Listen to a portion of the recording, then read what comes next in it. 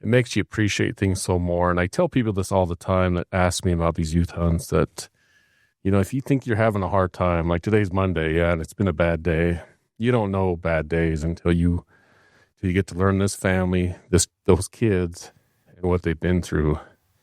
And I think that's the most meaningful thing to me on all these hunts over these past decade, or what'd you say, 10 or 13 years we've been doing. Yeah. There's a small piece of heaven in southwest Wyoming where my heart and soul feel a higher calling to conserve the beauty of all God's creations for Muley fanatics and our future generations. The Muley Fanatic Foundation fights for the future of mule deer, also wildlife, habitat, and hunting heritage. Learn more at muleyfanatic.org and tune in to the Wild Things and Wild Places podcast with Joey, Chris, and Janet. All right, this podcast is just really to discuss the Muley Fanatic Foundation putting the You and Hunt program, which is where the Game and Fish grant the organization commissioner licenses for youth with life-threatening or terminal illnesses. It's definitely a highlight of the year for a lot of us. The organization looks forward to it every year, and it's just something we want to discuss. We don't have a youth on this podcast. This is talk with some gentlemen that have been part of this for a long time and assisted, helped, supported every which way you can think of. And we're just going to have conversations with these two gentlemen. So I have with me today John Grossnickle. He's the Sweetwater County Sheriff, and he has been part of this for quite some time. Him and his two boys, Drew and Ryan, have come along with us as well. And then I have Jason Faigl. He is my brother, and he runs Red Desert Outfitters, a local outfitting and guide company here in southwest Wyoming. And he has been with it for pretty much the beginning and has used his services as well. And they're here today with myself, Joey Faigl, and Janet Crofts with Muley Fanatic Foundation. So we're just here to discuss how it was this year and how it has been in the past and what it means to all of us. So this just 2 weeks ago, about 2 weeks ago, we had our first 4 youth hunters. They were all elk hunts. We took them just south of where we are today at Green River. They all were successful the first day. Yes, all 4 hunters harvested their elk on the first day. And thankful to John. Has that ever happened before, Joey? Man, I don't know. Yeah, I think it has. It may have. Yeah, I think it has. So, But not like this year, though. No. We always rely on John to get the last one. Stay out till midnight, but that's okay. But anyways, yeah, we had 4 youth hunts a couple weeks ago. 1 from Maryland, 1 from Wisconsin, 1 from New Mexico, and 1 from Ohio. Lauren Burgess, she was from Ohio. Yes. And then we had Evan. He was from Maryland. Evan Cooper, he was from Maryland. We've just had so many. This makes 120 youths in the last 12 years, 13 years since we've been doing this. So a lot of names to try and remember. And then we had Skylar, and she is from Ohio. And Lauren was from Wisconsin. Oh, Wisconsin, yep. Which those were, yeah, Aha. that's right. Yeah, and then last but not least, we had Josh, who was from New Mexico. And that was a great group of folks. They were definitely entertaining. I guess where we could just start is, Jason, you've been with it since the beginning, assisting and helping on your guide and outfitting service. You also work for Mountainland Supply, and they've been extremely supportive of this program as well. I don't know, let's just start with you. Give us a little bit of what this means to you and what's probably the biggest highlight of it all, or whatever. I couldn't really tell you like the highlight of it. It seems every year that it seems like it's going to be more of a challenge for you, but everything comes together as if it's meant to be. And I can't really think of one specific hunt that really sets apart from anything. It just every year it makes you appreciate things so more. And I tell people this all the time that ask me about these youth hunts that, if you think you're having a hard time, like today's Monday, and it's been a bad day, you don't know bad days until you get to learn this family, those kids, and what they've been through. And I think that's the most meaningful thing to me on all these hunts over these past decade, or what'd you say, 10 or 13 years we've been doing. Yeah. Yep. And that is the biggest thing. You appreciate things so much more in life after you learn what they've gone through.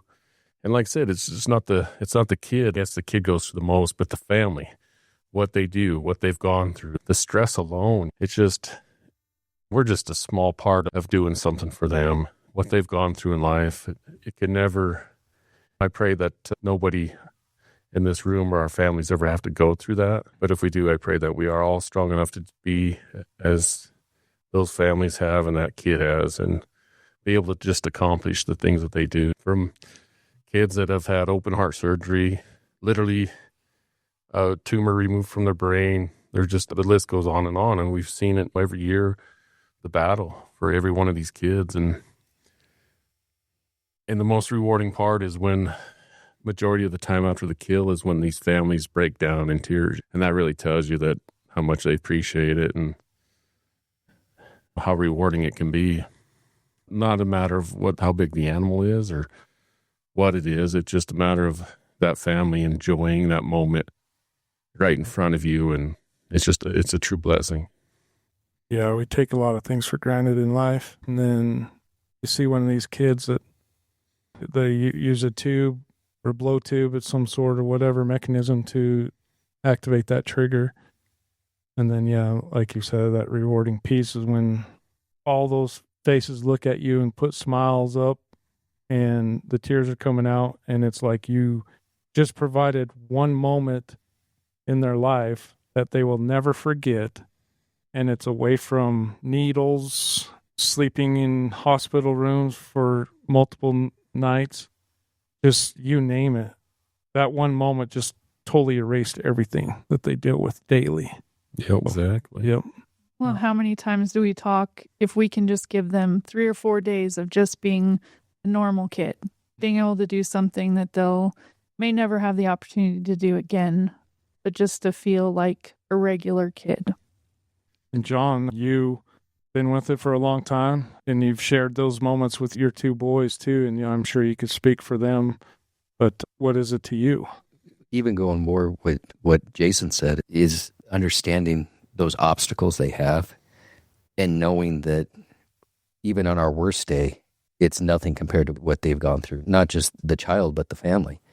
And you always hear, God won't give you anything more than you can't carry on your shoulders, you can't bear. And some of us clearly aren't as strong as these families. And if we're able to go out there and relieve some of that, even if it is for a day or two, that's tremendous. And on top of that, every family that's been here and every hunter, I believe, has a gift. And that's why I included my kids in it. That's why I have included our agency in it. So people understand when, you think you're having a bad day, or I don't want to climb that hill because my legs hurt. You don't know what legs hurt me. Or there might be somebody that wishes their legs did hurt so they could climb up that mountain. Some of our snipers that have gone out and helped with these kids, sighting them in, those are some of the hardest people that you'll ever meet. And then afterwards, they always pull me aside and say, this is the most amazing program, and these kids and families are amazing. And to see that humanity come out in these hardened deputies is amazing. They have a true gift that can really ground people. And the relationships that we build with each one of these, not only the kids, but the families, it's amazing. And a lot of us follow them on social media or maybe communicate, whatever. I receive texts from some of these kids periodically, one during hunt season, the one last year, Hennig, he texts me every time they kill something. He sends me pictures, and it's amazing. And then you get so close to these families and these kids when you happen to see that time when they are struggling. It's heartbreaking. And every time I talk about these hunts or whatever, once it comes around, it just gets so emotional because it's always, okay, what kind of relationship will we have with this kid? And let's be honest, we have lost quite a few too that we've had in the past. And it's dear to our heart. And then you all of a sudden sometimes Facebook's good. It brings back some of your past memories. But sometimes when they bring those memories up, it's also a tragic time because, I remember that kid 5 years ago. It's too bad we lost him last year or her, and it's hard. But always in my mind, I think we gave that kid a great moment, great memory, and his parents or grandparents or uncles, aunts, whatever that were included into that hunt will have a cherished memory because of this program. And kudos to the Wyoming Game and Fish for having this opportunity as well, because it offers so much for a lot of these nonprofit organizations to be able to do this for these kids. So it's not just our program that we developed here at MFF. It provides it for a lot of other organizations in that can do the same thing. I guess, I don't know, I'll start with you, John. Is there one kid that was really special to you, or like you'll never forget that moment when he harvested that elk, or we've had antelope, we've had deer, or whatever? I think they're all individual, and honestly, I can look back at all of them and remember, and it's not exactly the same, but that joy that they have and that relief, and you can see the weight coming off everybody's shoulders. And again, for that moment, they're in that moment, nothing else matters. And I don't know if there's any that are more significant than others, but Brock always stands out when he got his deer. We've gotten really close with the Hansen family, and that's another one. He got sick, and that was a scary time. But again, we go to Deegan that was in the track wheelchair, and to me, it's the simple things. It's not always harvesting the animal. You remember Deegan when he's in the back of the truck and it was cold and he was loving it and driving off the mountain. Right, yeah. When Drew running up and down the hill with the decoy. This year, Lauren, how bumpy it was, and we're like, laughing. She was laughing the whole time. Laughing. The things that we take advantage of, because it's in our backyard that we see all the time, some of those moments are even better than when they harvest the animal. Yeah. Janet came on with MFF in 2020, so you've been part of this program for 5 years, and you've been very instrumental in organizing a lot of this in the last couple of years and getting everything put together and dealing with the families for their travel and their lodging and whatever it may be. Is there any special moment for you, or is it just same like with John? It just doesn't matter. It's just every year, and there's just something special. It doesn't matter. No one's specific. I don't think they're specific, because you remember when you think about the kids, you think about all of the ones that you've been involved with. And Anna, I wasn't even there for her when she shot her elk, but just hearing the stories, you get to be a big part of it. And I talk to the families so much beforehand, and then when they come in and you meet them all, it's just even better. So I don't think there's any one specific. You talk about Brock, and I think we've all become really close with Brock's family and stuff. But hearing the story and the pictures of him sleeping with his deer and stuff, and then like John said, Lauren, when we were bouncing, I think John hit a bump and then we hit it right after. And she's just laughing so hard back in the back seat. For the record, he did not sleep with his deer. It was with the antlers. Oh, the antlers. Yeah, not the actual deer. Well, I guarantee if he didn't even field dress it or anything, he probably would have slept with the entire deer. Yeah, but there's just been so many. I think just meeting the kids and being able to spend time with them. Josh, talking. I got to talk to him more after. We got to talk to him more after, and his mom especially, after the hunt was over. That was nice being able to sit with him and just all the stuff that kid has done and tries to do. The Smith boys, I bounced around the desert with them for 2 days, and just hearing everything they've been through and the whole entire family's been through, and just an amazing family. So I don't think there's one specific hunt or kid, or it's just the whole situation, and just being able to spend that time with them and learn about them and just all the stuff they've been through. Yeah. How about you, Jason? Yeah, I can't really pick out one. There's so many. From the very first hunt I went on, I remember somebody saying that this family was on a different hunt, and it was a hard few days, and then all of a sudden it was like God blessed them with their animal. It was right in front of them. They were able to harvest it. And I had the same thing happen on that first hunt when, same way, it was 6 inches of snow that day. And gosh, I think we must have walked 4 miles after this bull. And in that kid, and there's other kids that I've offered to carry, and they refused to be carried, determined to do it themselves. And it was just like God just gave us this elk, just presented it, and we were able to harvest it. And then another time when we got Emma's bull, this one's really special because my kids were with me. And our father was there that day, Joey and I's father. But when we harvested that bull, my daughter Kylie and the hunter Emma, they got this rock and they wrote on with a Sharpie marker the day that she harvested it. And I think they put Emma's name on there, and they might have put Kylie's name on it as well. And that rock's still there. I visited it 2 years ago, I believe it was. I didn't visit it this year. I haven't been by there yet. But every time I go by there, I visit this rock. And that's pretty special, just because my daughter was able to get close to this individual. Caleb was there, of course, too. And that was an amazing day. But it just seems every year you think about ones that, and you just always have those moments. Like this year, Skylar, she couldn't really see. She was able to harvest the bull, and then we know how hard Lauren's setup was to get it. And when we harvested that elk, speaking of Brock, his dad was on this hunt helping, and I thought it was the dad that got excited, but Ryan Hansen was so excited, just screaming. And then when I walked up from calling the bull in, I thought it was the dad, and it was Ryan, and he's sitting there hugging everybody and squeezing them as tight as can be. And I wish I could tell you what he said, according to what he said. But it just, every year, it's always something like that. Even if it's, because occasionally we get kids that they weren't raised in the hunting industry. They didn't grow up hunting like we did. And even when they do it, I remember this kid from Georgia, and just a wonderful kid. And he just was first time he's ever killed an animal in his entire life.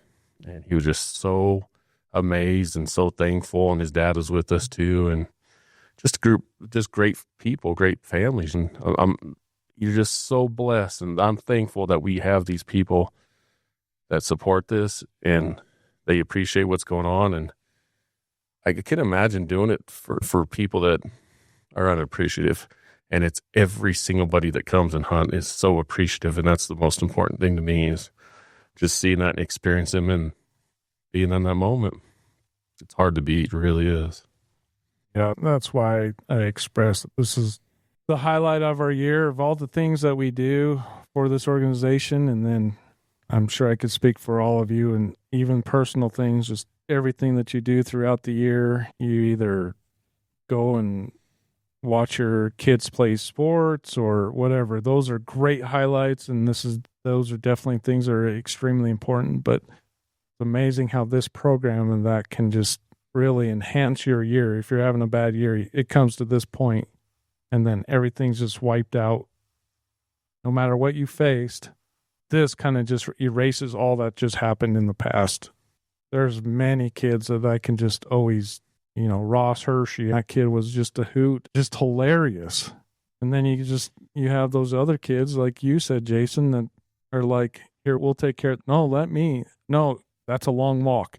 I can do it. I know I can. And just seeing their strength and everything. And even, and I can't recall the kid's name at this time, but I remember his dad when we were packing that elk out.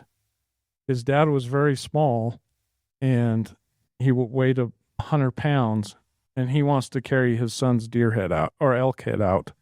That just dwarfed him. And we're like, no, we can get that. He's no, at this moment right now, it doesn't matter. I can carry out this entire thing by myself if you guys want me to. And he did. He hauled that elk clear out of there without even stopping 1 minute, and he cherished that time like no other. And it's just like those moments. And then you have some of the parents that come back and visit and just keeping us updated on what's going on. We had a good relationship with a family back in Massachusetts. We always wanted to take a vacation to New York City, so we did, and we hooked up with that family and got to spend a couple days with them. in Massachusetts. And it's just, that's always been a great relationship. And it's just amazing what comes out of this all around. So if it's the only thing I did, I think every year, I think I'd be happy. But Yeah. Absolutely. yeah. And the thing is, we always want to find so many kids, and it's by word of mouth majority of the time. And we always try and spread the word. So, anybody that knows a kid that qualifies for this program, which real quick, just in case if you're not aware, if you're listening, not aware of this, I just ask you to go to our website. All the information is there, but it's between the ages of 12 to 20. They have to be those ages, time of the hunt, and they can't be any younger or any older at the time of the hunt. And anything that, if they have a sickness or whatever that's life-threatening or terminal, they'll qualify for it. And all expenses are paid by the organization: lodging, travel, license fees, you name it, everything, our meals, everything that is included with this hunt, we cover. We don't want any burden on these families or these kids, because we all know how expensive hospital bills can be. There's no reason to add that on. And we have them bring some family members with them, and we cover the expense of those family members. Just everything that's there is just included. And we'll do every bit of effort that we can to raise that money so we can provide at least 4 to 6 kids every year. I just don't want any kid to miss out. I just don't want to. We've had it in the past where one kid we were bringing on, he got too sick the one fall, so he couldn't come. And then the next year we were ready and we could bring him, and unfortunately he didn't make it to the fall. And I always look back thinking, man, if we could have just done anything to just make him feel good for just a few days to get here and go hunt. But under the circumstances, it's just something you can't control. But I always just think about all the kids that are out there that face these issues and hope that somehow they connect with us and we can get them out here and have this opportunity. Do you want to talk about Dylan's hunt at all? Oh, yeah. Yes. So we did have a 5th kid just last week. He came in from Utah. He had an elk hunt also in a different area. So that's why his time frame came a little bit later. I know John and Jason weren't part of this hunt, but again, successful on the first morning. We went out there. He was able to harvest his elk. Another great kid. He has a certain cancer. I can't even remember. Maybe Janet, you remember, but he said it's every 3 out of 1 million get this cancer. It's a type of bone cancer, and it's usually youth that get it, and he happened to catch it. It's really hard because, again, the things you build with these kids, the relationships and everything. When you're riding home, he's in the passenger side. I build a relationship with him because we have conversations and we talk about the things that they're facing all the time. And it's always so heartbreaking. And I even followed up with his mom the next 2 days because I was very concerned of his condition and his mental state, I guess. And I just wanted to assure that it's all secure. And he was able to actually killed another bull elk the day after because he was able to go with another outfitter in Utah. And so he actually killed another bull the next day. And so this was he had killed a cow elk in the past. So it was the first time he was able to kill a bull. And he got 2 of them in 2 days. And spirits were high. He was very excited. And so it was good to hear that he was in a very positive state. It's just those moments again. Just what he was hoping for in his future to be a Marine and everything. And now his life is totally turned around because of this disease that he has received. And what he doesn't know what's planned for him. And like I told him that God always has a plan for everyone, no matter what it is. It may look like it's ugly, but there's a reason for it. And who knows, he may change some kid's life someday or even an adult, who knows? Those guys, like we've already talked about a lot, is what they see, what we see. And that's why we bring our kids along with these hunts so they can see that moment too, that you don't take things for granted. And it's changed our lives. Well, I think you're spot on with that. As much as we have done for these families and these children, I think they've done more for us than they'll ever even know. And you saw a 25-year-old kid that took a final test at 3:00 in the afternoon in Omaha, Nebraska, and drove all night to get here at 1:00 in the morning to be their opening day so he could go out. Another one was Isaac, worked out all morning and got here by 10. In fact, when I was on Aspen Mountain Road and this old Chevy pickup truck was flashing its lights at me, I'm like, oh, here we go. Yeah. And he pulls up because you're ready. And after doing his workout, he hiked up and down the mountains. Yeah. They've done more for those of us that think we're helping them than they'll ever know. Yeah.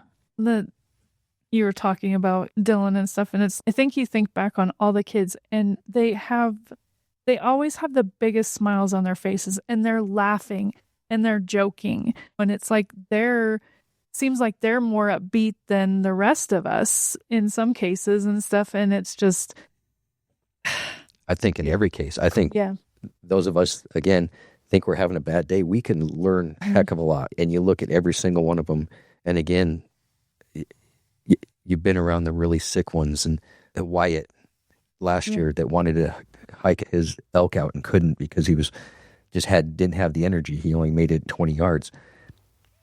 You would never have known how sick he really was. And they don't use that as a crutch. They don't. They're always happy and outgoing and thankful for what they have. And again, I think they teach us a lot more than we'll ever give them. Yeah, I think most of them probably, like you think about it for us, it's a stress level for us because we wanted to get something so bad. They're just happy to be out there. When the whole time we're thinking, okay, where are they? Let's go here. Let's find this bull. Let's see if we can find this animal. And they're just like on cloud nine the whole time. And I honestly think that even if they didn't get anything, they would still just be as happy because they are so happy to be out there. Yeah. and see something. I don't know how many times I've heard, I can't believe how open it is. I can't believe that you can see so far. Or we see... Point out sage chickens, and then Janet yells at you because she thinks you're pointing at elk, and there's nothing there. Like, what is he looking at? How many of those kids that's never seen an elk in their life or heard one? Yeah.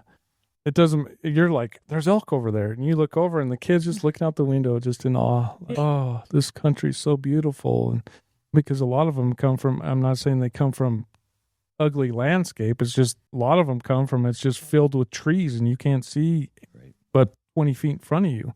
And then they come out here and you can see 20 miles. And the parents, same thing. And then like you guys said, all that they face, and you look at them, they're just laughing and smiling. And you're just looking at them like, man, I can't believe you're actually like that, because the things you deal with. And deep down they're in pain somewhere. But it's, like I said, it's totally erased. They'll still do it. And the strength that the families have, just, it blows my mind. I know, the care that they have to go through each and every day just to take care of their kids and all that stuff.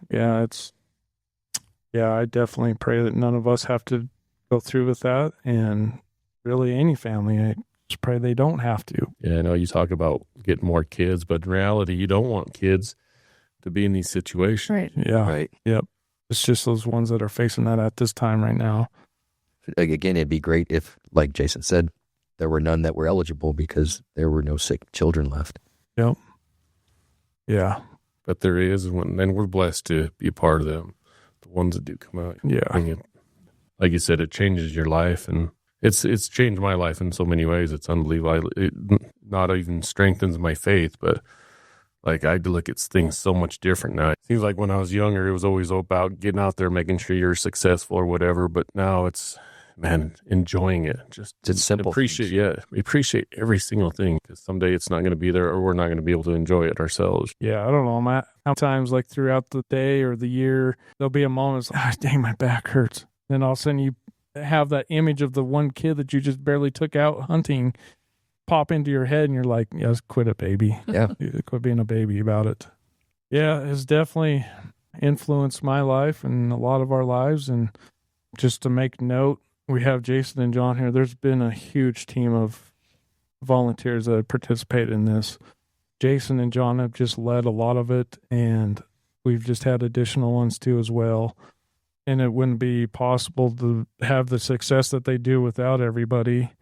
But everybody that contributes and participates, volunteers their entire hours, their own expenses, their own vehicles. It's amazing how when someone harvests an elk, we have a team of 20 people there cutting up the elk, putting quarters in bags, putting it on their pack, and hiking up or down wherever it may be at midnight. No, I wasn't quite at midnight. It was dark. Got their headlamps. We're all working together. I mean, that one with Evan, just seeing the line of headlamps going up through the junipers, through all those shrubs, and getting to the top to get to that vehicle, just, it's amazing the teamwork that happens, and everybody just contributes their entire personal expenses and time for all this stuff. It's just amazing from one step to the next. It's incredible, everybody's commitment and everything. So I look forward to it every year, and we've already started trying to get everything organized for it next year and that, because we do have to get a list of kids by January so we can submit the licenses and what we need for paperwork. So as always, whoever listens to this podcast, if you know of a kid, it doesn't matter where they're from, whatever state, we'll take anyone that qualifies for this. And if you have questions on it, just call the Muley Fanatic Foundation office at 307-875-3133, or you, again, visit our website. It has information on there of what's needed and what's the qualifications under statute with the Wyoming Game and Fish Department. Like I said, it's always word of mouth, and anyone, please do. But any last words from anybody? I just want to say that there's other stuff that goes into this too, like what you guys have to do to prepare for that. It's funny, I was just talking to somebody today, and I told them they don't realize the paperwork that the Muley Fanatics go through just to get this stuff organized. It's not easy at all. There's so much paper you got to fill out, from getting the permit if they have to shoot off a road out of a vehicle, filling out the commissioner's forms, just everything. And I just think that's something like that goes unseen a lot too. So again, hats off to you guys for spending that time and doing that and making that stuff happen. Yeah, well, that's Janet. Janet could probably, add to that what she has to deal with. It's nothing bad. It's just she stays on top of it. Well, and she has the food prepared and the lodging and everything we need to make sure that these go off the way they do. So yeah, you guys put forth a ton of time and effort and should be applauded for it, because again, this is a program that I hold dear to my heart, and it's because of what you guys have made here. Especially the food. Like, I can't, like, when I'm out guiding hunters, my hardest part is determining how much food I need, because sometimes they'll bring a partner or whatever. And I'm like, I can't imagine what Janet goes through when she's got to order those food, get all of the food ready, come with donuts, come with Jimmy John's, everything. I'm like, that's the worst right there. I'm like, you're missing out until you try Jimmy John's on water. Yeah, I bet. Yeah, we've learned a lesson. We left that out when we did the phone captures. But yes, our Jimmy John sandwiches were pretty soggy. Did you get smashed Cowboy Donuts this year? Oh, no. Ours were so smashed. They were like pancakes. That was hilarious. But they still ate them, right? Yeah, they're good. What the heck? Which I'd like to put out Jimmy John's. We use them every year. Yep. Jimmy John's. So, Jimmy, if you're out there and you're listening, it'd be fantastic if you do some type of sponsorship. Anybody that knows Jimmy John? Yeah, I think Cody Robbins actually highlighted Jimmy John's in his latest video. Yeah, he did. You know what's funny is I actually guided a guy that was his accountant. Oh, really?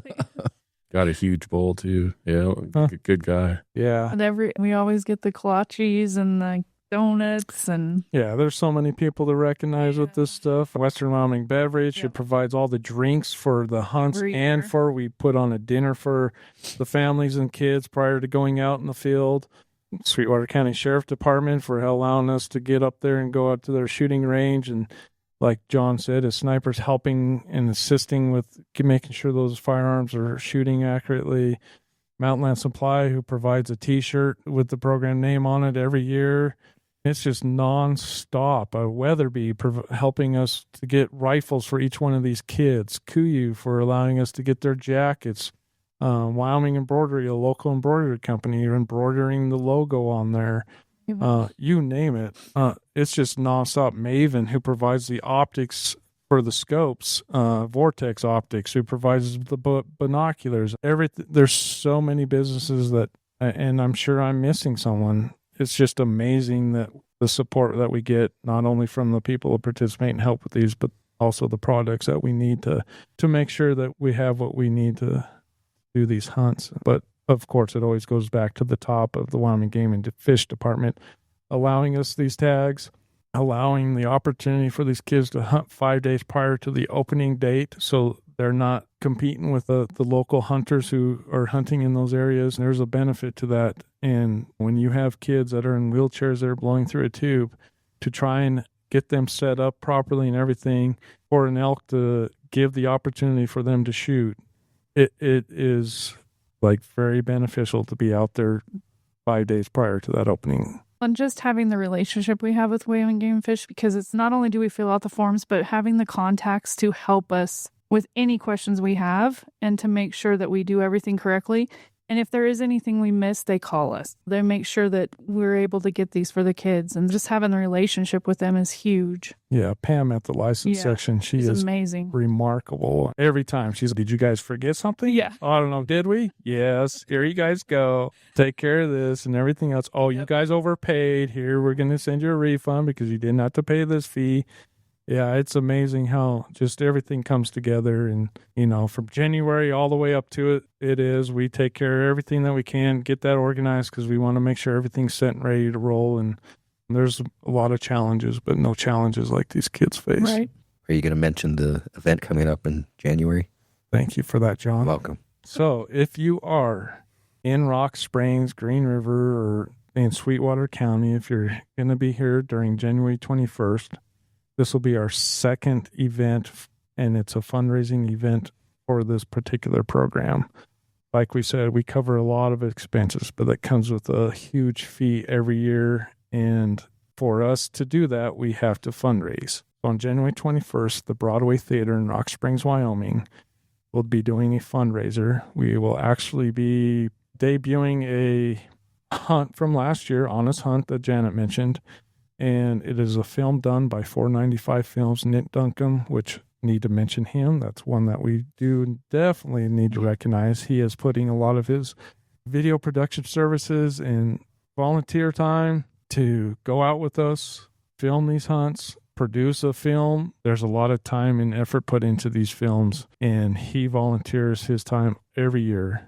And he produced a hunt on Anna. He even went out to Ohio and filmed her on her daily activities and that. It was really cool. So this is going to be debuted at this event, and we are bringing Anna and her family back out here so they can see that. And hopefully she can say a few words or something. It'll be great to have her and her family back. But anyways, if you're going to be around the area, please, I ask you to come get tickets, attend this event. We'll do a silent auction, some games and raffles to raise those funds and that, and then showcase this film. And maybe Nick said he's going to make an effort to try and do some highlight films from this last fall of the 4 hunts we talked about a couple weeks ago. It's going to be great to showcase that and raise some money so we can continue to have at least 4 to 6 youths a year. It comes to a high expense, but we got to raise money for it. So if you are interested, you could also reach out to us as well to find out more information. And just to highlight, too, we have 2 more hunts, one in Sundance at the end of November, and then the one in Dubois the first part of November. The Dubois one is a deer hunt, and the one in Sundance will be an elk hunt. So we'll have 2 more kids. Yep, excited about that. And the crews that are helping and assisting with those do a fantastic job as well. And again, they all volunteer their time and expenses to help with those. So yeah, it's a great program and it involves great people. Just big shout out, John, Jason, thank you again so much for always participating in doing this and supporting every bit of it. It's greatly appreciated. And Just looking forward to next fall. Thank you for having me. Yes, thank you. And I just want to thank to everybody that helps too. It's huge. From all the ones that are close to me to everybody that helps out. It's been great. It's like a family. For sure. Big old convoy of trucks going out there, the family. So, yeah, thank you all. And if anyone has any questions or would like to support us for this program, again, just reach out to us at 307-875-3133 or go to our website. Yeah, just reach out to us if you have a kid or want to just donate to it, whatever it may be. Just reach out to us. But all right, I was hoping we could have got the kids in on a podcast, but this is just as great. So thank you all again and happy trails to you all. Thanks for listening.